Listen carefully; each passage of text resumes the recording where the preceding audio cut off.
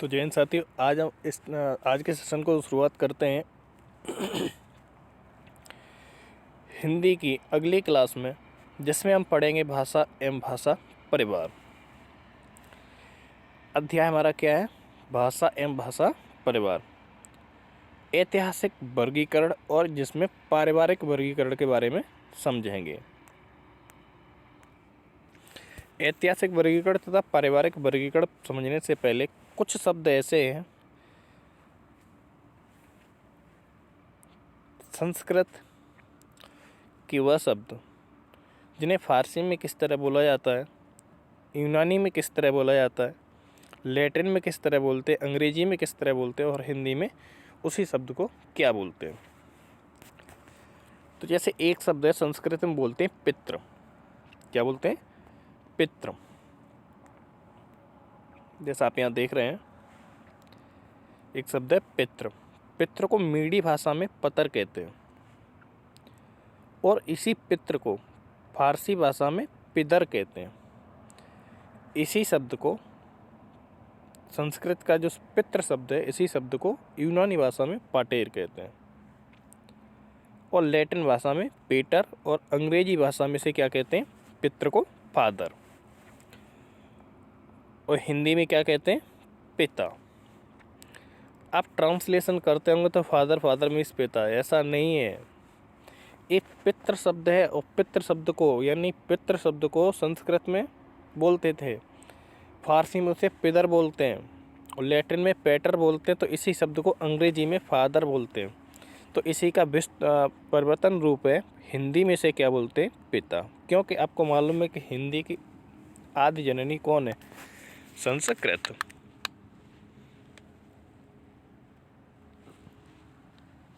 हिंदी की आदि जननी कौन है? संस्कृत। इसी तरह आगे एक शब्द है मात्र।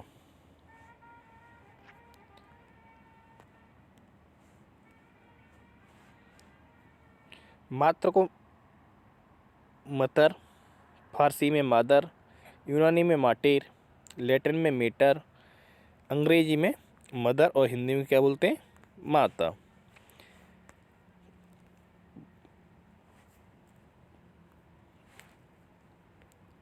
इसी तरह एक शब्द है, संस्कृत में बोलते थे एक।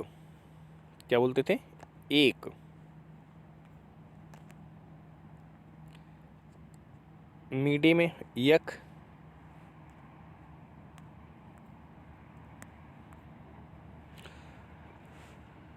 और इसी शब्द को फारसी में यक, यूनानी में हैन, और लैटिन में अन, और अंग्रेजी में वन, और वन को हिंदी में एक।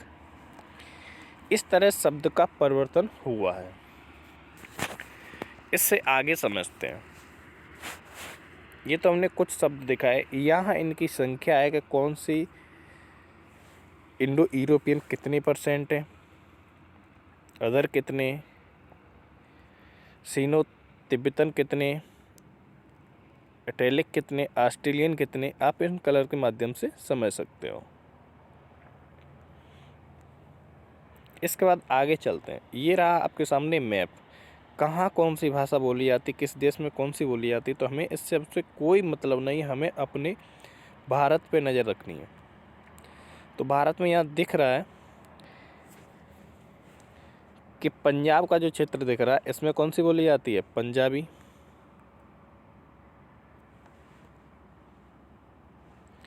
ये ऊपर क्षेत्र दिख रहा है, कश्मीर में कश्मीरी। इसके बाद बाकी जो क्षेत्र बचा, इसमें हिंदी, इधर सिंधी, गुजरात साइड में गुजराती, महाराष्ट्र के एरिया में मराठी, फिर कोंकणी, उसके नीचे मलयालम, तमिल, कन्नड़, तेलुगु, उड़िया, और बंगाली। वेस्ट बंगाल में बंगाली। इस तरह भाषाएं बोली जाती हैं। अब चलते हैं फिर से अपने आगे। यहाँ समझते हैं। कि भाषा परिवार, जिस प्रकार मनुष्यों का परिवार होता है उसी प्रकार क्या होता है, भाषा का भी परिवार होता है। ऐसी भाषाओं का समूह जिनका जन्म किसी एक मूल भाषा से हुआ हो, भाषा परिवार कहलाता है। एक ही मूल भाषा से जन्म लेने के कारण इनमें कई समानताएं आ जाती हैं। जैसे आपने अभी देखा था, पितृ, संस्कृत में क्या बोल रहे थे, पितृ, और परिवार तो वही है, यानी शब्द जो था वही है। अब पितृ को क्या बोला गया, पिता। किस में, हिंदी में, अंग्रेजी में फादर।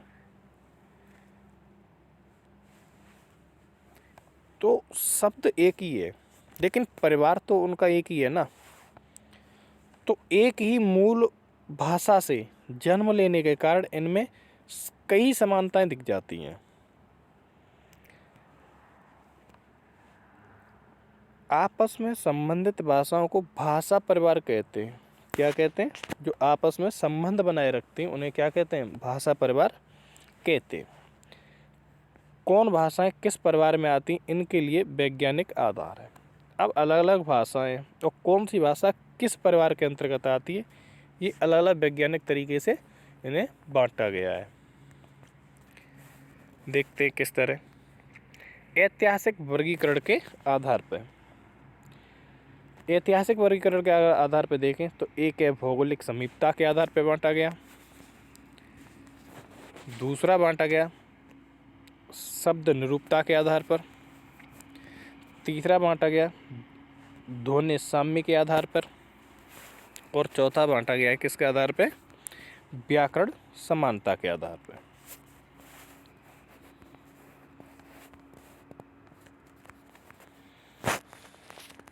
अब समझते हैं भौगोलिक समीपता के आधार पर किस तरह बांटा गया। भौगोलिक दृष्टि से प्रायः समीपस्थ भाषाओं में समानता और दूरस्थ भाषाओं में असमानता पाई जाती है। भौगोलिक दृष्टि से अगर देखें तो क्या होता है कि समीपस्थ भाषाओं में समानता और दूरस्थ भाषाओं में असमानता पाई जाती है। इस आधार पर संसार की भाषाएं अफ्रीका, यूरेशिया, प्रशांत महासागर और अमेरिका के खंडों में विभाजित की गई हैं। किसमें की गई हैं, इस प्रकार इस आधार पर संसार की जो भाषाएं वो अफ्रीकी, यूरेशिया, प्रशांत महासागर और अमेरिका के खंडों में विभाजित की गई हैं। किंतु यह आधार बहुत अधिक वैज्ञानिक नहीं है, क्योंकि दो समीपस्थ भाषाएं एक दूसरे से भिन्न हो सकती हैं और दो दूरस्थ भाषाएं परस्पर समान हो सकती हैं।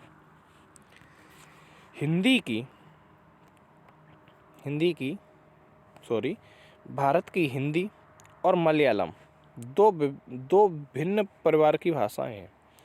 क्या है, हिंदी और मलयालम दो भिन्न परिवार की भाषाएं, किंतु भारत और इंग्लैंड जैसे दूरस्थ देशों की संस्कृत और अंग्रेजी एक ही परिवार की भाषाएं हैं। भारत की, इंग्लैंड की एक ही परिवार की भाषाएं। कैसे, जैसे अभी हमने पढ़ा था संस्कृत में उस शब्द को क्या बोलते हैं, पितृ। अंग्रेजी में क्या बोलते हैं, फादर। यूनानी में पितर। हिंदी में पिता। शब्द तो एक ही है, उनका भाषा परिवार तो एक ही है, शब्द अलग अलग हैं लेकिन भाषा परिवार एक ही है। अगर ऐतिहासिक वर्गीकरण के आधार पर इन्हें बांटा जाता है तो इनमें क्या होंगी, असमानताएं पाई जाएंगी। पास होते हुए भी क्या होंगी, असमानताएं पाई जाएंगी। इसके बाद आगे अब देखते हैं शब्द निरूपता के आधार पर किस प्रकार बांटा गया। एक परिवार की भाषाओं को अनेक शब्द की अर्थ की दृष्टि से समान होते हैं। एक ही परिवार की भाषाएं लेकिन अनेक शब्द अर्थ की दृष्टि से समान होते हैं। कई शब्द ऐसे हैं जो अर्थ की दृष्टि से समान होते लेकिन हैं वो किसी के, एक ही भाषा परिवार के। और ऐसे शब्द उन्हें एक परिवार से संबंधित करते हैं, और वह शब्द क्या करते हैं, एक परिवार से संबंधित करते हैं। तो ऐसे में मालूम नहीं पड़ेगा कि ये किस परिवार का या किस भाषा का शब्द है।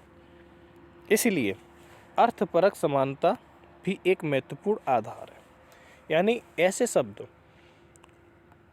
जिनके अर्थ की दृष्टि से समान होते हैं, लेकिन वैसे वो समान नहीं होते, जब उनका अर्थ निकाला जाएगा तो वो समान दिखेंगे।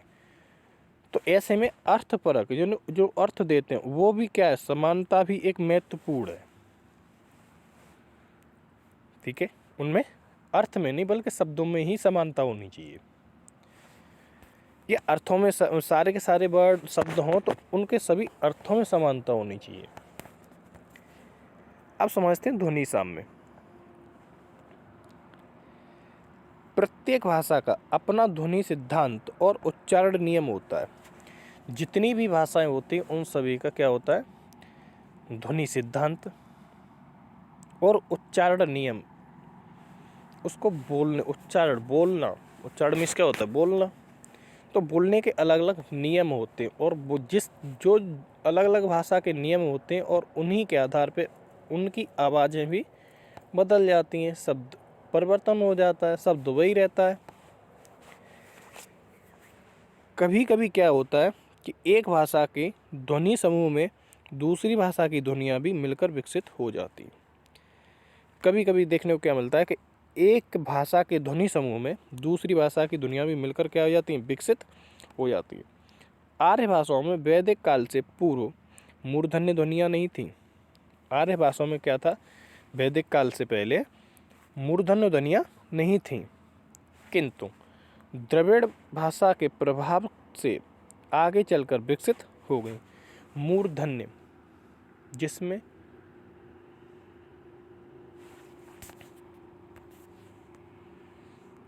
अब देखते हैं व्याकरणगत समानता के आधार पर। व्याकरणिक आधार सबसे अधिक प्रामाणिक होता है, क्योंकि भाषा का अनुशासन करने के कारण यह जल्दी बदलता नहीं है।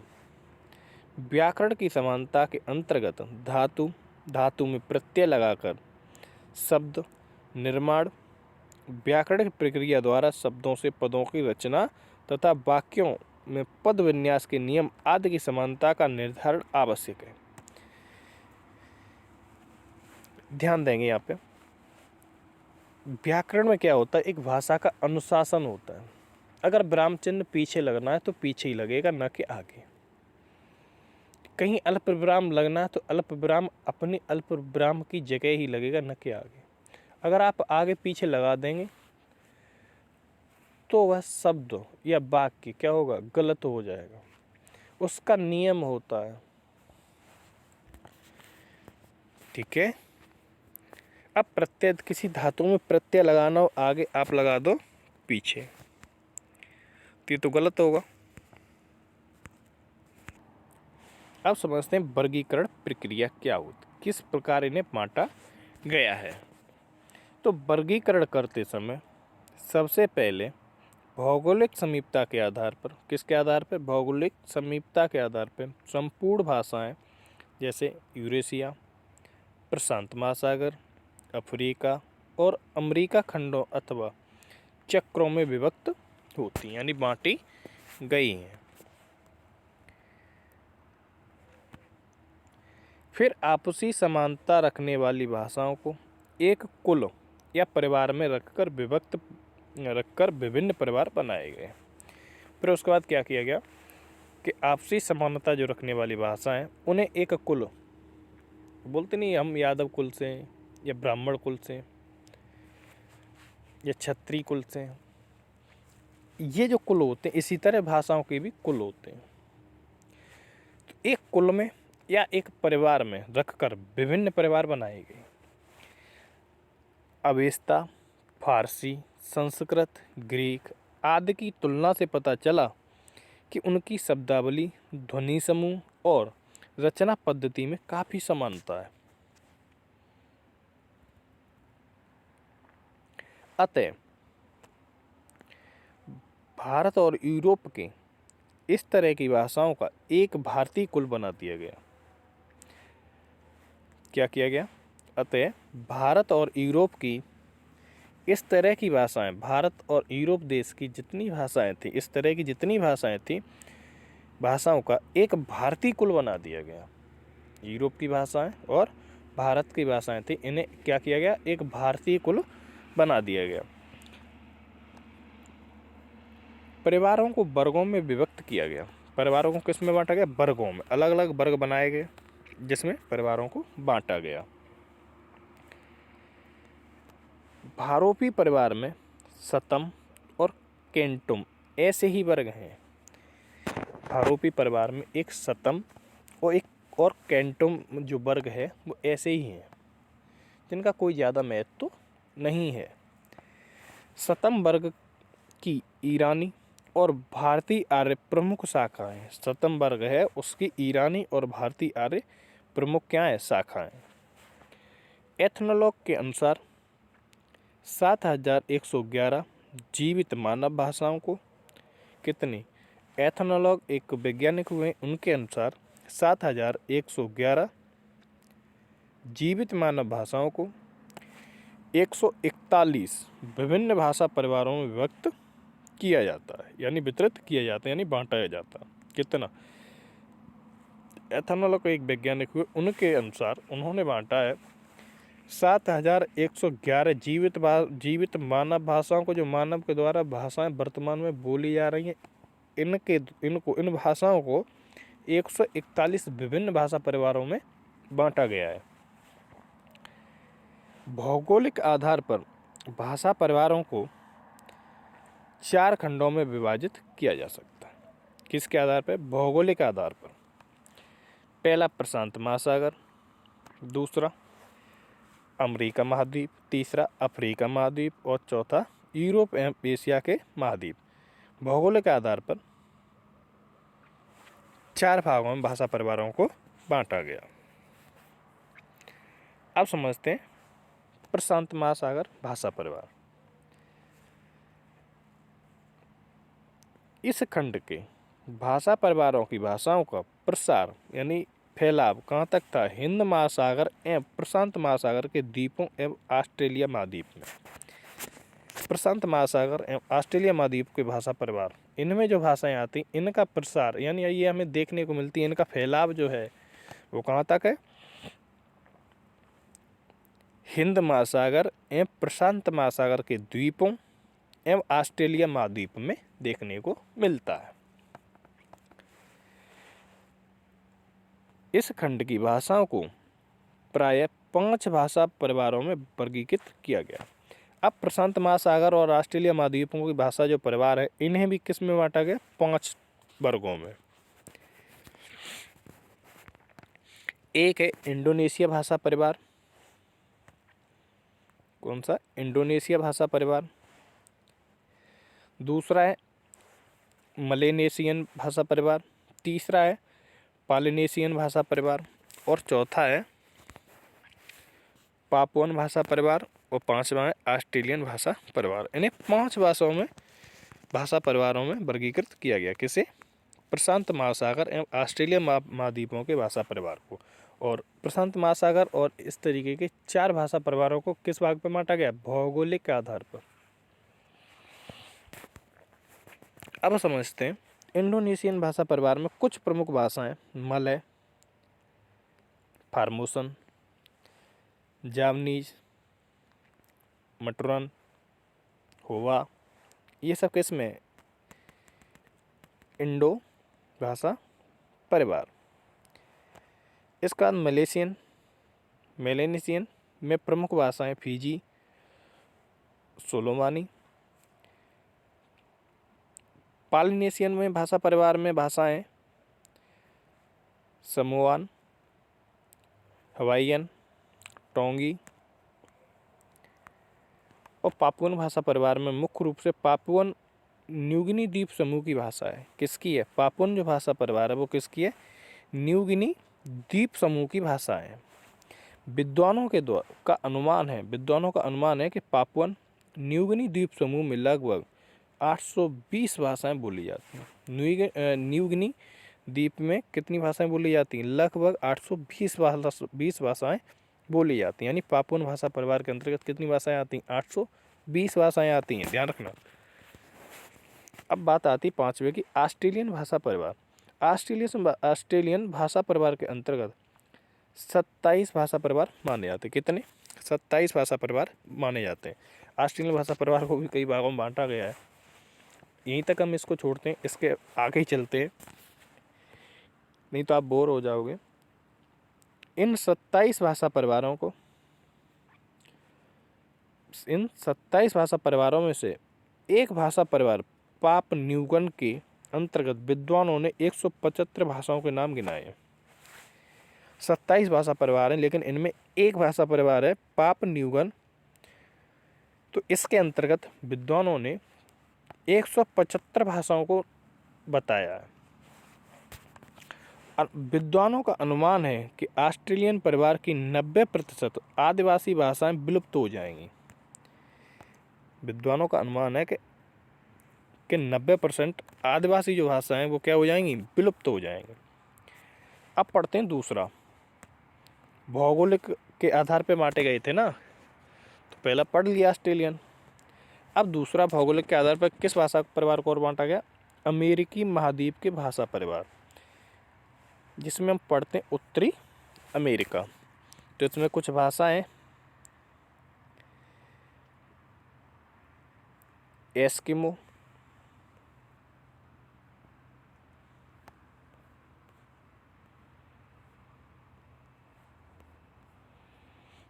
अब अमेरिकी भाषा परिवार को भी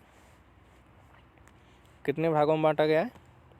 3 में, जिसमें पहला ये है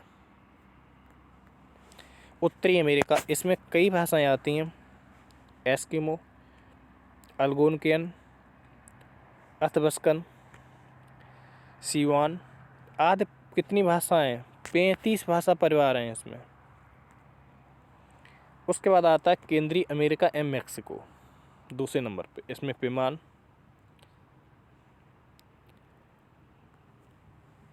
अजटेक, मयान आदि भाषा परिवार प्रसिद्ध हैं। और इन भाषा परिवार के अंतर्गत भाषाएं आती हैं। अब किसमें कितनी कितनी भाषाएं आपको मैं सभी विश्व की और भारत की सभी बताऊंगा। अभी फिलहाल विश्व की भाषाओं की बात चल रही है। इसके बाद शेष दक्षिणी अमेरिका जो बचा कुचा, उसमें कौन कौन से भाषा परिवार हैं? अराबिक एवं कारिब, तुपी-गुरानी आदि भाषा परिवार प्रसिद्ध हैं। और इनके अंतर्गत कौन कौन सी भाषाएं, किस परिवार में कौन सी भाषा बोली जा रही, कितनी भाषाएं बोली जा रही हैं, इन सब की जानकारी हमें लेना उचित नहीं है। अब पढ़ते हैं, क्योंकि हमारे सिलेबस में ही नहीं है। हमें जहाँ तक पूछा जाता है ये बहुत ही डीपली है। आप PCS, UPSC इनमें भी आप इस नोट्स के द्वारा क्वालिफाई कर सकते हो।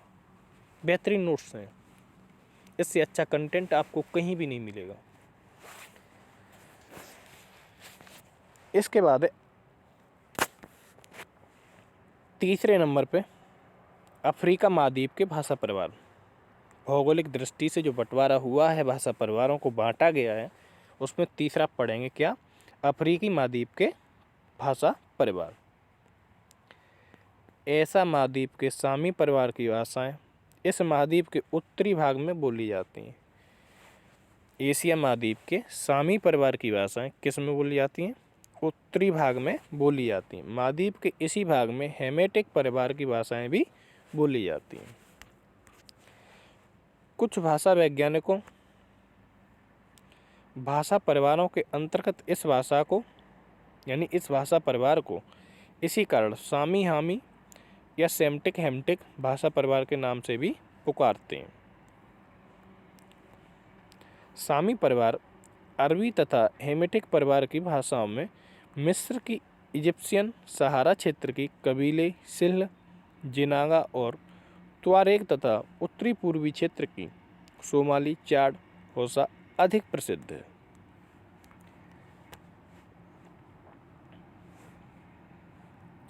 सामी हेमेटिक के अतिरिक्त अफ्रीका के शेष भूभाग में कौन भाग की भाषाओं को 3 भाषा परिवारों में बांटा गया है। सामी और हेमटिक भाषा के अलावा अफ्रीका महाद्वीप में शेष जो भूभाग, शेष जो क्षेत्र बचा है, इसकी भाषाओं को कितने भागों में बांटा गया? 3 भागों में। पहला सूडान भाषा परिवार समूह, बांटू भाषा परिवार समूह, बुशमैन भाषा परिवार समूह। चलिए यहाँ पे एक बात क्लियर कर देते हैं, भाषा परिवार क्या होता है। भाषा परिवार के अंतर्गत भाषाएं आती हैं, इन्हें अलग अलग भागों में विभाजित किया गया कि इस क्षेत्र में ये भाषा परिवार बोला जाएगा, इस क्षेत्र में ये भाषा परिवार बोला जाएगा। उसके अंतर्गत भाषाएं आती हैं कि एक भाषा परिवार में 10 भाषाएं, 20 भाषाएं, 150 भाषाएं, तो जिससे पहचान हो जाती है। भाषा परिवार का नाम बताते ही समझ में आ जाएगा कि ये किस देश या किस क्षेत्र की या किस राज्य की भाषा है।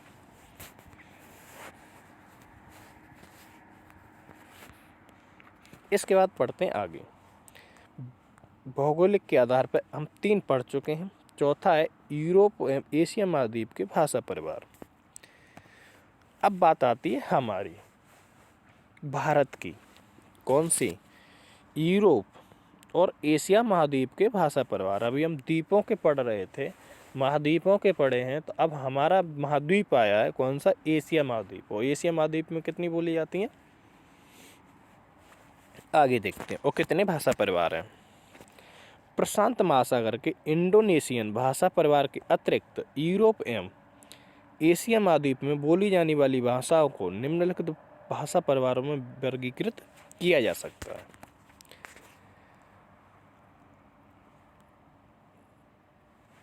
पहली है जिसमें भारत यूरोपीय भाषा परिवार या भारोपीय भाषा परिवार। इस बात का ध्यान रखना, भारोपीय भाषा परिवार सबसे बड़ा भाषा परिवार है। एशिया का भारत यूरोपीय भाषा परिवार या भारोपीय भाषा परिवार सबसे बड़ा भाषा परिवार है बोलने वालों की संख्या में। इसमें भाषाएं भी सबसे ज़्यादा हैं। इसके बाद द्रविड़ भाषा परिवार, उसके बाद आस्ट्रिक या आग्रे या आस्ट्रो एशियाटिक भाषा परिवार, इसके बाद सिनो तिब्बती भाषा परिवार जो चीनी तिब्बती भाषा परिवार है। इसके बाद 5वें नंबर पे आती है सामी या सेमटिक भाषा परिवार, 6वें नंबर पे यूराल अल्ताई भाषा परिवार और 7वें नंबर पे काकेशस भाषा परिवार। अब एक एक करके इन्हें समझते हैं। भारोपीय भाषा परिवार क्या होता है? अपने मूल रूप की दृष्टि से यह परिवार श्लिष्ट योगात्मक कहा सकता है। अपने मूल रूप की दृष्टि से यह परिवार क्या कहा जाता है? श्लिष्ट योगात्मक कहा जा सकता है।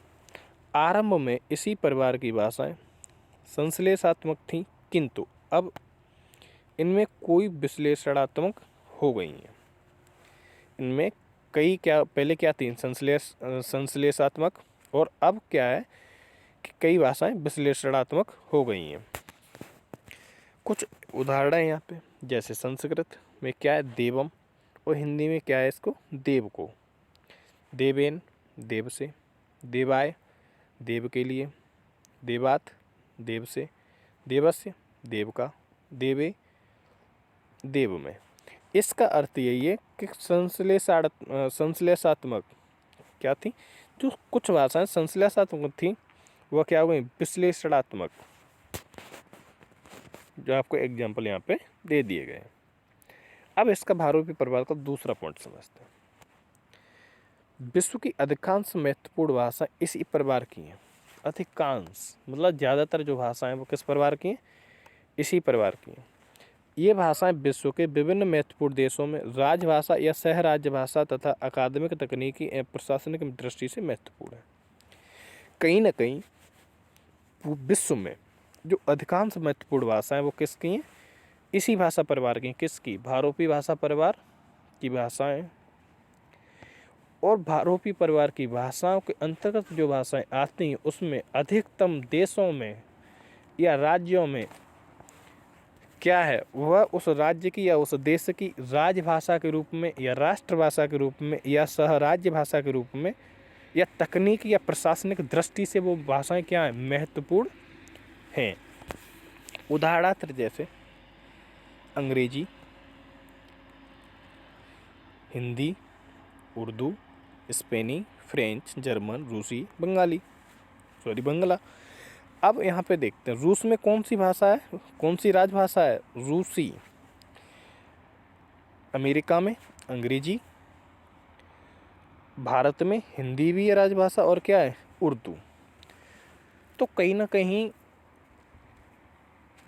भारोपी परिवार में जो भाषाएं आती हैं वह भाषाएं किसी न किसी देश, किसी न किसी राज्य की क्या है, बहुत ही महत्वपूर्ण भाषाएं हैं।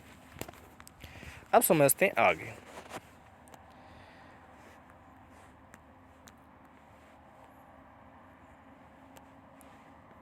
विश्व की आधी से अधिक आबादी, विश्व की आधी से अधिक आबादी भारोपी परिवार में से किसी एक भाषा का व्यवहार करती है। यह व्यवहार मातृभाषा या प्रयोजनमूलक भाषा के रूप में होता है। विश्व में आधी से ज़्यादा भाषाएं क्या करती हैं, आधी से ज़्यादा भाषाएं भारोपी परिवार की भाषाएं हैं। अब पूरा विश्व एक तरफ आधा और आधे से ज़्यादा भारोपी परिवार पूरा घेरे हुए। आप समझ लीजिए कि विश्व में सबसे ज़्यादा बोले जाने वाली भाषा कौन सी है, किस परिवार की भाषा है, भारोपी परिवार की भाषा है। समझ रहे हो। इसके बाद चौथे नंबर पर पढ़ते हैं कि धर्म, दर्शन, संस्कृत एवं विज्ञान संबंधी चिंतन जिन शास्त्रीय भाषाओं में मिलता है उनमें से अधिकांश भाषाएं इसी परिवार की हैं। यथा संस्कृत, पाली, प्राकृत, लैटिन, ग्रीक, अवेस्ता, पर्शियन। कहने का अर्थ ये है कि जितनी भी धर्म से संबंधित हो, दर्शन से संबंधित हो, उन किसी देश की संस्कृति से संबंधित हो, विज्ञान से संबंधित हो, किसी चिंतन से संबंधित हो, जिन शास्त्रीय भाषाओं में मिलता है उनमें से अधिकांश भाषाएं, और कोई भाषा किसी परिवार की है जिसमें कोई चिंतन, धर्म, दर्शन, संस्कृति की अगर बात आए, अगर उसमें है, तो अधिकांशतर यह भाषाएं किसमें हैं, किसमें देखने को मिलती हैं, भारोपीय भाषा परिवार की भाषाएं हैं अधिकांश।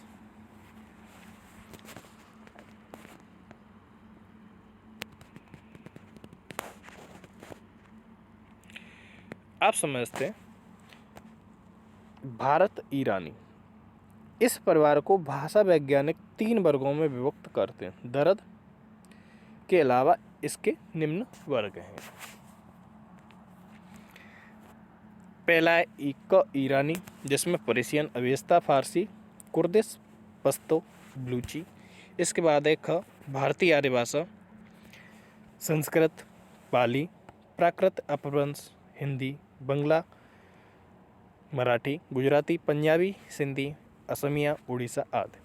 तो इसमें ईरानी भाषा में जो रखे गए इसका भारोपी भाषा परिवार को भी 2 भागों में बांटा गया, क ईरानी और ख भारतीय आर्य भाषा है, जो भारत में देखने को मिलती है।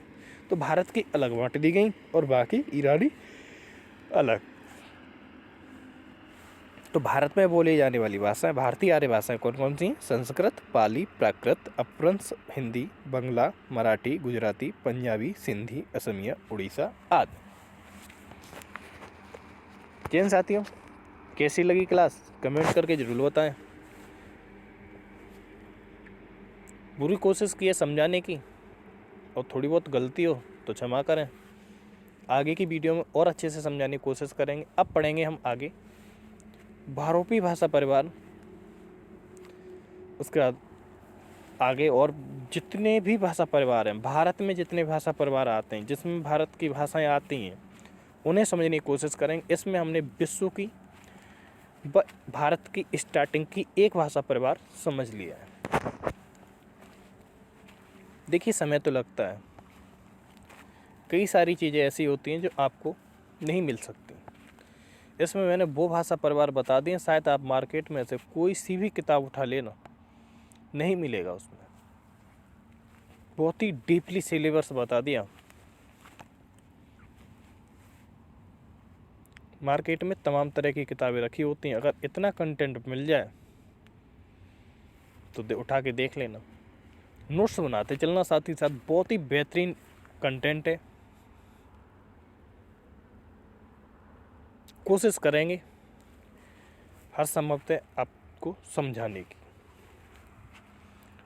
क्लास कंटिन्यू मिलेगी। हाँ, एक बात और, जब व्याकरण चलेगा तो व्याकरण, अभी ये जो PDF के माध्यम से मैं पढ़ा रहा हूँ, आगे व्याकरण की जितनी भी क्लास होंगी वो मैं अपने हाथ से लिखे हुए शॉर्ट नोट्स में पढ़ाऊँगा। क्योंकि हिंदी भाषा देखो 3 भागों में बांटी गई हिंदी, हिंदी भाषा, व्याकरण और साहित्य। तो ये हिंदी मैं इस तरीके से लेके चल रहा हूँ कि विश्व में भी जानकारी हो कि विश्व में हिंदी या और भाषाएं कहाँ कहाँ कौन सी भाषाएं बोली जाती हैं, कौन सा परिवार है, कौन कौन सी भाषा परिवार है, किस भाषा परिवार के अंतर्गत कौन कौन से और भाषा परिवार आते हैं, किस भाषा परिवार को कितने भागों में बांटा गया है, बहुत सारी चीज़ें बता के चल रहा हूँ। लेकिन इसमें शॉर्ट नहीं कर सकते। वैसे ही मार्केट में बहुत सारी किताबें शॉर्ट चल रही हैं जिनसे आपका कुछ होने वाला नहीं है, ना आगे अभी हुआ है ना आगे होगा। जानकारी कंप्लीट रखनी चाहिए, आधी अधूरी ज्ञान नहीं होना चाहिए। अब आगे पढ़ते हैं व्याकरण। अब व्याकरण में देखेंगे कि व्याकरण में शॉर्ट हो जाता है, बहुत ही बेहतरीन कंटेंट है व्याकरण का। तो ठीक है, अभी हिंदी भाषा मेरे साथ इस PDF के माध्यम से करें, उसके बाद अपने हाथ से स्वयं लिखे हुए नोट्स के द्वारा बहुत ही शॉर्ट तरीके से आपको व्याकरण समझाने की कोशिश करूँगा। वह व्याकरण भारत के किसी भी एग्ज़ाम में जिसमें हिंदी आएगी बहुत ही महत्वपूर्ण होगा, कुछ ही सेकंडों में आप आंसर दे सकेंगे। साथ ही साथ संविधान के नोट्स जितने चल रहे हैं, जितने भी संविधान की क्लासें हैं, बहुत ही महत्वपूर्ण है आप सभी के लिए, देखना ना भूलें। मैं कंप्लीट संविधान भी कराऊंगा, GS और हिंदी में आने वाले सभी सब्जेक्ट कंप्लीट कराऊंगा। थोड़ा समय लगेगा, कंटिन्यू मेरे साथ बने रहें। जय हिंद, जय भारत। हाँ, कमेंट करके ज़रूर बताएं क्लास कैसी लगी। इसके बाद वीडियो अगर अच्छी लगी हो तो लाइक करें, शेयर करें तथा हमारे YouTube चैनल को सब्सक्राइब करें तथा बेल आइकन पे क्लिक करें। तो जय हिंद, जय भारत, जय श्री कृष्णा, कर जय श्री कृष्णा। मिलते हैं आगे अगली क्लास में।